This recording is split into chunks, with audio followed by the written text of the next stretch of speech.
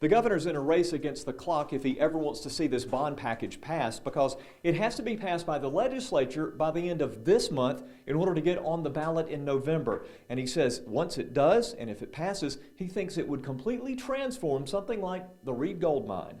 Conrad Reed discovered a 17-pound gold nugget this size on this land in 1799 and triggered gold fever. Now the governor and his cabinet are doing their own prospecting, pushing a new $3 billion bond package they say will be as good as gold. The needs are urgent, and that we don't know that interest rates will stay this low. Cultural Resources Secretary Susan Klutz visited the Reed Gold Mine today. She says the bond package will mean a $7 million improvement plan here. Very big difference, especially in the visitor center.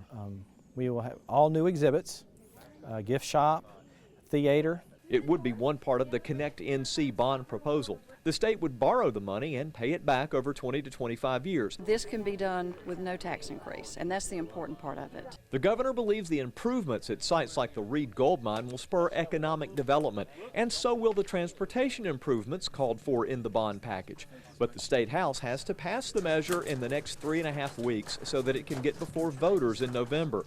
The governor has said there is some opposition to the notion of borrowing so much money, and some lawmakers want to include projects from their districts that are not currently on the list. But in Cabarrus County, there is hope that the bond will pass and create a second gold rush for this old mine. I am very optimistic that this will go through either in whole or in part so that we'll be able to have improvements at Reed Gold Mine. In Midland, David Whisenant, WBTV, on your side. Any questions if you have them?